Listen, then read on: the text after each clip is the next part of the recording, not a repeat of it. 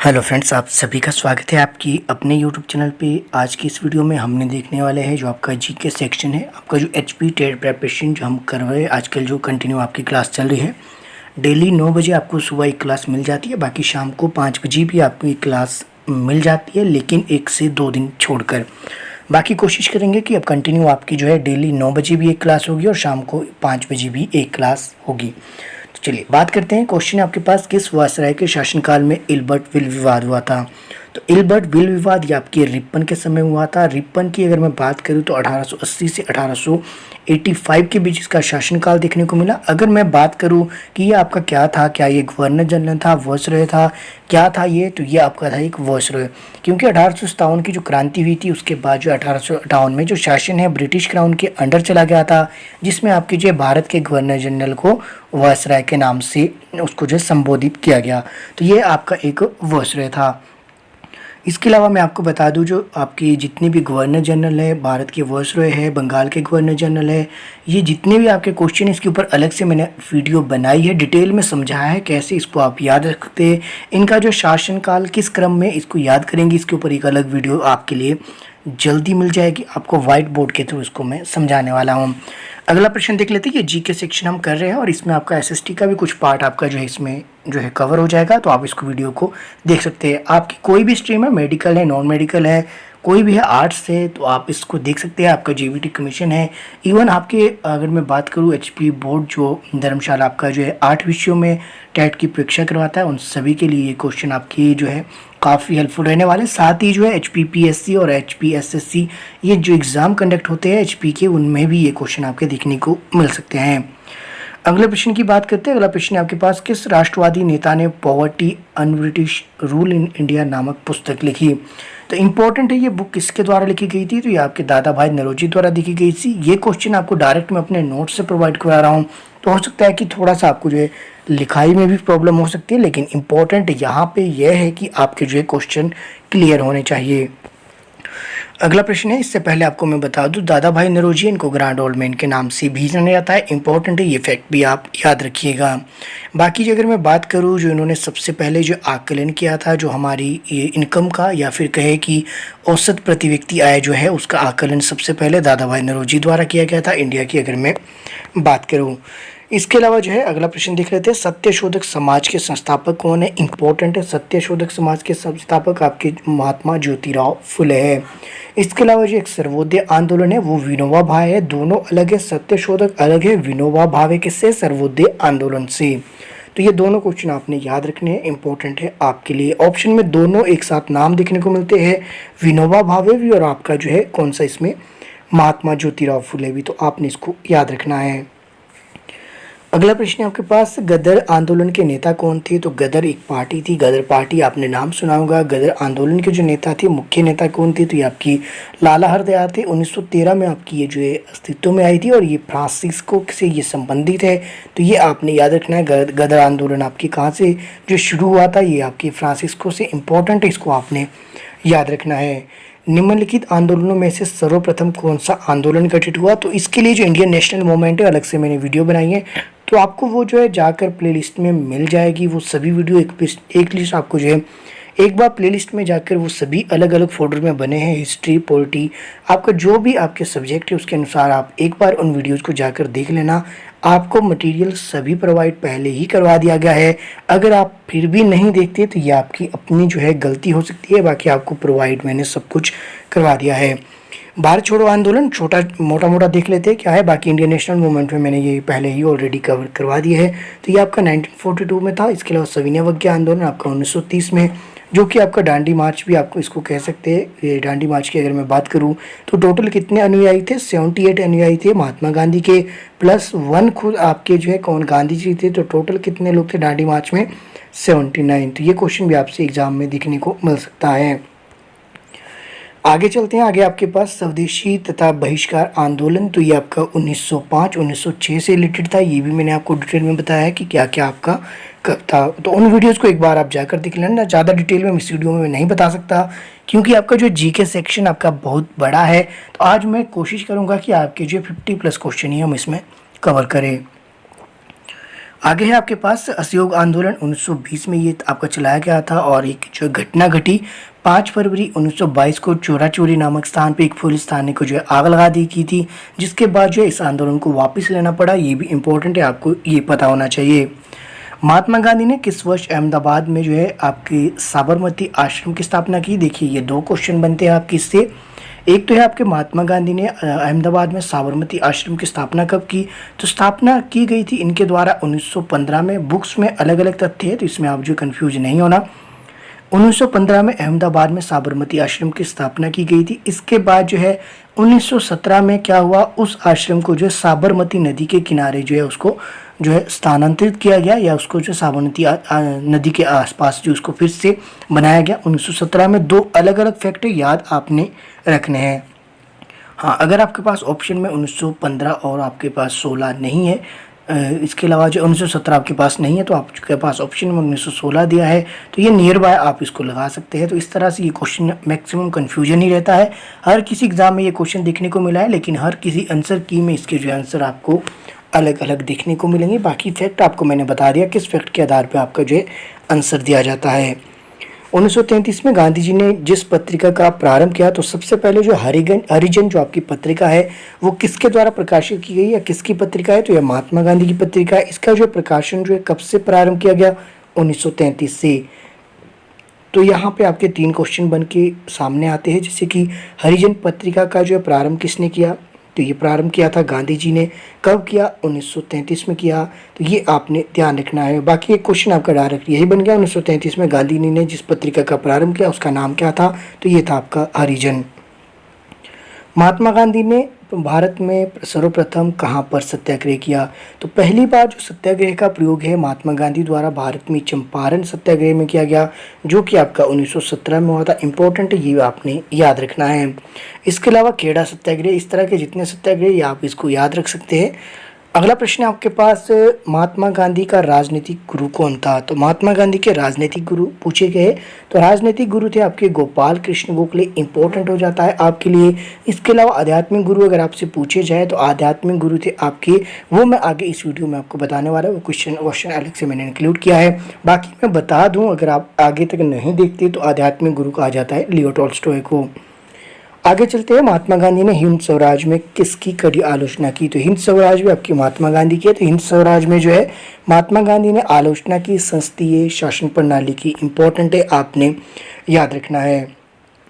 महात्मा गांधी के अनुसार पूंजी और श्रम के बीच किस प्रकार का संबंध है? तो ये है आपका अन्योन्याश्रय। इंपॉर्टेंट है, ये क्वेश्चन शायद एलाइड के क्वेश्चन पेपर में देखने को मिला था, मुझे इंपॉर्टेंट लगा इसलिए आपके लिए ये ला रहा हूँ। महात्मा गांधी ने मत निर्माण में किसकी लेखनी का जो है प्रभाव देखा गया? तो महात्मा गांधी की जो लेखनी है उसमें प्रभाव देखा गया लियो टॉल्स्टॉय, जो कि मैं आपको कह रहा हूँ, जो कि इनके जो है आध्यात्मिक गुरु भी कहे जाते हैं। सत्याग्रह का सर्वाधिक महत्वपूर्ण तत्व क्या था? तो ये था आपकी अहिंसा। इंपॉर्टेंट है, आपने याद रखना है, यानी कि किसी भी तरह के जो है हाथापाई या फिर हिंसा ना करना। भारतीय राष्ट्रीय कांग्रेस ने कब हिंदू धर्म से अस्पृश्यता के उन्मूलन का प्रस्ताव अपनाया? तो ये इंपॉर्टेंट है, याद रखना है। ये आपके 1920 में ये क्वेश्चन आपका कई बार एग्जाम में देखने को मिला है, घुमा फिरा के ये आपका क्वेश्चन देखने को मिलता है। अगला प्रश्न है आपके पास, राजतरंगिणी नामक ऐतिहासिक ग्रंथ जो कश्मीर का राजनीतिक इतिहास है वो किसके द्वारा जो लिखी गई है? तो कलहण की थी ये आपकी। ये इंपॉर्टेंट है, कश्मीर का जो इसमें राजनीतिक इतिहास देखने को मिलता है, ये आपके लिए इंपॉर्टेंट है, याद रखना है आपने, तभी जो इसमें इंक्लूड किया गया है। बाकी जो यही जो है जीके सेक्शन था, जो मैंने अपने जब मैं टेट की प्रिपरेशन कर रहा था तो ये क्वेश्चन सिलेक्टिव थे। इन्हीं क्वेश्चन को पढ़ के जो मैंने जीके सेक्शन अपना जो है क्लियर किया था। बाकी जो जीके में आपने 60 में से मिनिमम आपने 45 तक स्कोर करना है। हो सकता है आप जो है 50 भी स्कोर कर सकते हैं अगर आप जो है थोड़ा सा ध्यान देंगे। सिंधु घाटी सभ्यता का कौन सा स्थल भारत में है? तो ये है आपका आलमगीरपुर। चावाक दर्शन को किस अन्य नाम से जाना जाता है? तो यह जाना जाता है लोकायत। तो इम्पोर्टेंट है, ये आपने याद रखना है। अगला प्रश्न देख लेते हैं। अगला आपके पास, किस गुरु के अधीन आदि ग्रंथ अंतः संकलित किया गया था? तो ये गुरु अर्जुन देव इंपॉर्टेंट है, और सिखों के ये 5 गुरु थे जिनको जो है जहांगीर ने फांसी पे लटका दिया था।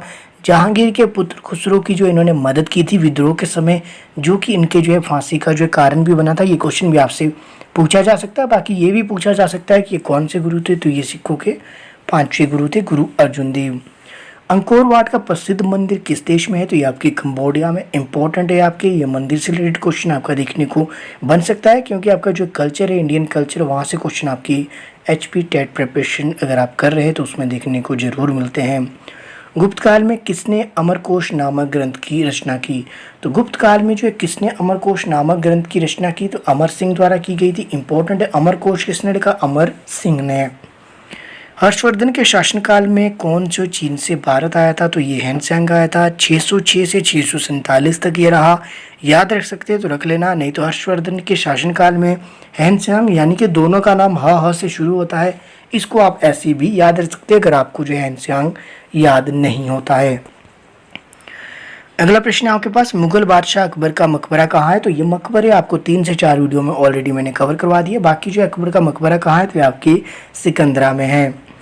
तंजौर के बृहदेश्वर मंदिर का निर्माण किस चोल शासक द्वारा किया गया? तो ये आपके राजराज प्रथम द्वारा किया गया। ये आपका एक चोल शासक था।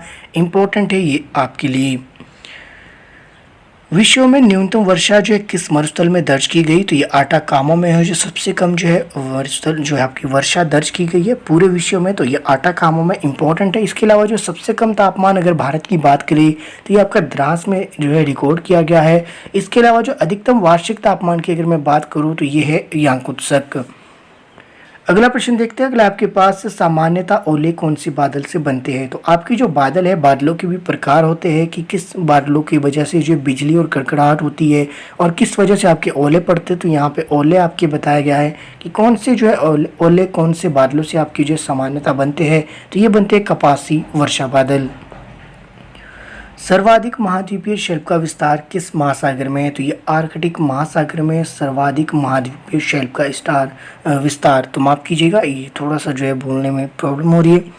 चलिए आगे देखते हैं। अगला आपके पास, किस झील में उच्चतम लवणता पाई जाती है? तो वॉन झील में जो सबसे ज़्यादा जो है लवणता किस झील में पाई जाती है? तो ये आपकी वॉन झील में। विश्व का सबसे ऊंचा ज्वार भाटा कहाँ आता है? तो ये आपकी फंडी की खाड़ी में आती है, यानी कि गल्फ ऑफ जो आपकी फंडी है। इंपॉर्टेंट है, ये आपने याद रखना है। पापुआ की खाड़ी कहाँ स्थित है? तो ये आपकी दक्षिणी अटलांटिक महासागर में। इसके अलावा अगला प्रश्न है आपके पास, अंतर्राष्ट्रीय सुनामी सूचना केंद्र कहाँ स्थित है? तो होनोलुलु में आपका जो ये स्थित है। भारतीय तटीय क्षेत्र जो तूफान, चक्रवात और सुनामी के लिए उपलब्ध है, तो ये है आपकी 5700 किलोमीटर। इंपॉर्टेंट है, ये भी आपने याद रखना है। राष्ट्रीय आपदा प्रबंधन के अध्यक्ष कौन होते हैं? तो ये आपके गृह मंत्री होते हैं। इंपॉर्टेंट है, ये क्वेश्चन भी देखने को मिल सकता है। चक्रवात शब्द किससे लिया गया है? तो ये आपके यूनानी शब्द से लिया गया है। भारत में किस महीने में बाढ़ आने की संभावना रहती है? तो जून से सितंबर में जो है ऐसा होने की अधिकतर संभावना रहती है। सुनामी आने की संभावना कब हो सकती है? तो ये दिन या रात कभी भी हो सकती है। ये कौन सी आपकी बता के आने वाली है। तो इस तरह के क्वेश्चन भी आपके देखने को मिल सकते हैं। थोड़ा सा लॉजिक आपने लगाना है। संयुक्त राष्ट्र आपदा प्रबंधन दल आपदा से उत्पन्न समस्याओं को हल करने के लिए जिम्मेवार है। ये क्वेश्चन आप जो है इसको जो है आप काट दीजिए। मुझे लगता है ये क्वेश्चन आपका जो सही नहीं है। उस समय जो मैंने ये लिखा था तो मुझे नहीं पता कि उस समय किस हिसाब से मैंने लिखा था, हालांकि आंसर की के अकॉर्डिंग ही लिखा होगा, लेकिन मुझे लगता है कि संयुक्त राष्ट्र जो आपका आपदा प्रबंध दल है वो आपका जो है केवल अफ्रीका में ना होकर जो आपके उसके जितने सदस्य देश है उन सभी में ये आपका जो है जिम्मेवारी लेगा। जहाँ तक मुझे ऐसा लगता है तो इस क्वेश्चन को आप छोड़ सकते हैं। इसके अलावा आप जो नीचे वाला क्वेश्चन भी इसको जो है कर दीजिए, छोड़ दीजिए, क्योंकि जो है अभी इसके जो आंकड़े आपके जो है चेंज हो रहे हैं काफ़ी समय से। अब देखते हैं साइंस के कुछ क्वेश्चन देख लेते हैं, क्योंकि साइंस के सेक्शन से भी आपके क्वेश्चन देखने को मिलते हैं। 4 से 5 क्वेश्चन आपके आ सकते हैं अगर मैं आर्ट्स की बात करूँ। बाकी मेडिकल नॉन मेडिकल वालों के लिए हो सकता है ज़्यादा है। मानव आंख दृश्य जो आपका प्रकाश की किस तरंग दैर्घ्य के प्रति आपका जो संवेदनशील होता है? तो आपका ये 5500 एंगस्ट्रॉम के प्रति जो है आपका संवेदनशील होता है। प्रकाश का अधिकतम वेग सबसे ज़्यादा पाया जाएगा, इसका वेग तो ये होगा निर्वात में। इंपॉर्टेंट है, ये आपने याद रखना है। एक प्रकाश वर्ष है, तो प्रकाश वर्ष क्या है? तो प्रकाश द्वारा निर्वात में एक वर्ष में चली गई जो दूरी है वो आपका जो एक प्रकाश वर्ष कहलाता है। लेज़र एक स्रोत है, लेज़र है ये आपका लाइट लेज़र वही वाला है। तो लेज़र किसका स्रोत है? तो ये आपका प्रकाश का।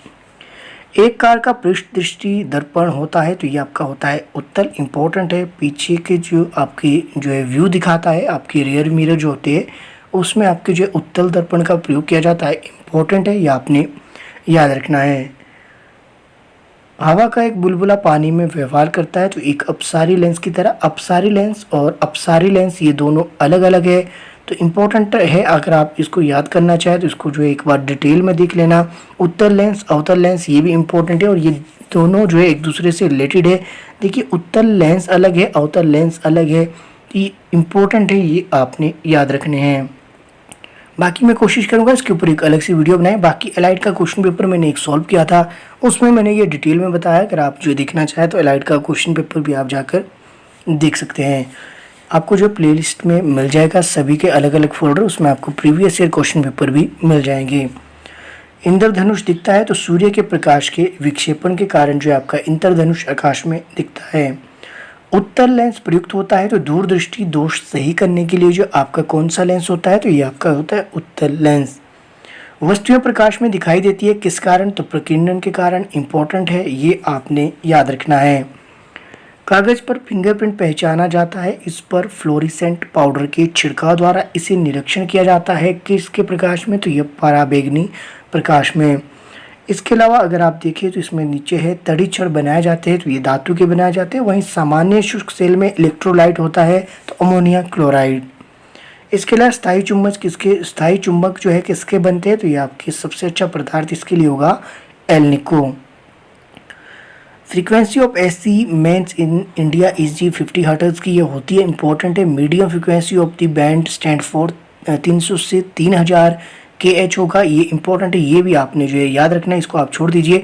अगर आप यहाँ देखिए साइड में मैंने लिखा है शोभ मंडल, समताप मंडल, मध्य मंडल, आयन मंडल, बाह्य मंडल। तो अगर आप देखिए तो शोभ मंडल में हालांकि मैंने अलग से इसकी एक वीडियो बनाई है, वो भी आपको जो है प्ले लिस्ट में अलग से एक फोल्डर में मिल जाएगी, आप उसमें जाकर देखना। जियोग्राफी के अलग फोल्डर में इसको मैंने मेंशन किया है। बाकी यहाँ मैं बता दूँ, अगर आप वीडियो में है तो हो सकता है क्वेश्चन आपका यहीं से डायरेक्ट बन जाए। एक एक फैक्ट आपको मैं बताऊंगा हर किसी से। अगर मैं बात करूँ शोभ मंडल की, शोभ मंडल में जितनी भी आपकी मौसमी घटना है वो सभी आपकी शोभ मंडल में होती है। मौसमी घटनाओं से संबंधित मैं बात कर रहा हूँ तो मतलब जितनी भी आपकी मौसम से रिलेटेड घटना है वो सभी आपकी जो है शोभ मंडल में होगी, चाहे वो बादल हो, चाहे गड़गड़ाहट हो, चाहे बिजली हो, जो भी आपकी जो है ये घटना है ये सभी आपकी शोभ मंडल में आती है। इसके अलावा समताप मंडल की मैं बात करूँ तो ओजोन जो लेयर है उसका जो मैक्सिमम जो भाग है वो आपका जो है समताप मंडल में आता है। इसके अलावा मध्य मंडल की मैं बात करूँ तो मध्य मंडल में जो ओजोन का जो कुछ भाग इसमें आता है, इंपॉर्टेंट याद रखना। इसके लिए समताप मंडल की एक और मैं बात करूँ, जो आपकी जो है सबसे आदर्श जो है माना जाता है किस परत को, वायुयान के लिए, तो ये माना जाता है आपकी समताप मंडल को। इसके अलावा आयन मंडल की बात करूँ तो रेडियो जो तरंगे है तो वो आपकी आयन मंडल से आपकी वापस पृथ्वी पर लौटती है, इंपॉर्टेंट है, ये आपने याद रखना। बाकी जो अंतिम परत है आपकी वायुमंडल, इसके बाहर आपका जो है इसका जो है चुंबकीय प्रभाव भी कम हो जाता है, तो ये अलग से मैंने एक फोल्डर में डिटेल में बताया, उसमें जाकर आप इसको देख सकते हैं। अगला प्रश्न देख लेते हैं। अगला आपके पास से पृथ्वी की कक्ष का कक्षीय समतल से झुकाव है, तो ये आपकी 66.66 डिग्री है, इंपॉर्टेंट है। अगर मैं कक्षा की बात करूं तो अपनी कक्षा में जो समतल झुकाव है वो है 66.5 डिग्री। वहीं अगर मैं बात करूं पृथ्वी का अपने अक्ष पर तो वो है 23.5 डिग्री। इंपॉर्टेंट है, दोनों में कंफ्यूज नहीं होना, ऑप्शन आपको दोनों दिए जाएंगे। विश्व की सबसे बड़ी झील है तो कैस्पियर सागर झील है, खारे पानी की, इंपॉर्टेंट है, ये आपने याद रखना है। खारे पानी की विश्व में सबसे बड़ी झील तो ये है आपकी कैस्पियर सागर। काजीरंगा राष्ट्रीय उद्यान किसके लिए प्रसिद्ध है, तो ये गेंडा के लिए, तो ये असम में है। काजीरंगा जो है आपका राष्ट्रीय उद्यान जो एक सींग वाले गेंडे के लिए जो आपका प्रसिद्ध है। अगला प्रश्न आपके पास 12वीं शताब्दी में हिंदू साम्राज्य की जो आपकी स्थापना किसने की थी, अजय चंद ने की थी। तो अजय चंद की अगर मैं बात करूं तो हिंदू आपका नालागढ़ का जो है नाम था, इंपॉर्टेंट है, ये भी आपने याद रखना है। पब्बर नदी किसकी सहायक नदी है, तो पब्बर आपकी जो है टोंस की आपकी जो है सहायक नदी है, इंपॉर्टेंट, ये भी आपने याद रखना है। और गुम्मा और दरंग की जो प्रसिद्ध खाने हैं तो ये आपकी जो नमक की जो खाने हैं, ये खनिज नमक की खाने हैं, इंपॉर्टेंट है, जो कि आपकी मंडी में है। हिमाचल में सर्वाधिक वन भौगोलिक क्षेत्रफल निम्न में से किसका है, तो निम्न में से का है या फिर सर्वाधिक वन भौगोलिक क्षेत्रफल तो ये आपकी लाहौल स्पीति का है। बाकी अगर ऐसे बात करें तो ये आपका सिरमौर का है, 49% समथिंग है, इंपॉर्टेंट है, ये आपने दोनों फैक्ट याद रखने हैं। उसके हिसाब से जो क्वेश्चन में जो है लाहौल स्पीति था, पर वैसे जो है वो किसका है, तो ये आपका सिरमौर का है। सर्वाधिक वन भौगोलिक क्षेत्रफल HP में, पूरे HP का जो 49% जो है आपका वो कहाँ आता है, तो आपका वो सिरमौर में आता है। बाकी ये आज का अंतिम प्रश्न भी था। बाकी जीके सेक्शन की मैं क्लास अलग से लेने की कोशिश करूँगा। ये तो आपके लिए जो है क्लास कंटिन्यू चल सके, थोड़ी आपकी हेल्प हो सके। इन क्लासेस को देखने से आपकी कंटिन्यूटी बनी रही, इसीलिए जो मैं कोशिश कर रहा हूँ कि अभी जिस हाल में मैं आपके लिए क्लासेस प्रोवाइड करवा रहा हूँ, अगर मैं आपको बताऊँ, आपको नहीं पता मैं किस तरह से आपके लिए क्लास रिकॉर्ड कर रहा हूँ, किस सिचुएशन में आपके लिए क्लास प्रोवाइड कर रहा हूँ, सिर्फ एक ही मकसद है आपकी कंटिन्यूटी बनी रही। इस क्लास को देखने के बाद हो सकता है कि आप मेरे द्वारा जितनी क्लासेस कराए उसका ही अगला लिंक आप ओपन कर दें, जो कि आपके लिए हेल्पफुल रह सकता है। तो अगर मैं इतने जो है प्रयास कर रहा हूँ, तो आप भी जो अपना 100% दें, और आपके एग्ज़ाम के लिए बहुत कम समय बचा है, तो अपनी प्रिपरेशन आप कंटिन्यू रखिए। सिलेबस मैंने ऑलरेडी बताया है, जितना मैंने कहा है उतना फॉलो कीजिए ईमानदारी से, आराम से आपका जो है टेट क्लियर हो जाएगा, कोई बड़ी बात नहीं है। बाकी मिलते हैं, आपकी क्लासेस रेगुलर चल रही है, डेली आपकी क्लास अपलोड हो रही है। 2-2 क्लासेस का टारगेट मैं आज के बाद रख रहा हूँ, कोशिश करूँगा कि डेली 2 क्लास आपके लिए मिल सके। बाकी जो है आप जो है रिइंफोर्समेंट के लिए आप जो है कमेंट कर सकते हैं, आपको जो है मेरा प्रयास कैसा लग रहा है। बाकी मिलते हैं अगली वीडियो में। मेरे साथ बने रहने के लिए आप सभी का तहे दिल से बहुत बहुत धन्यवाद। अपने दोस्तों के साथ वीडियो को जरूर शेयर कीजिए।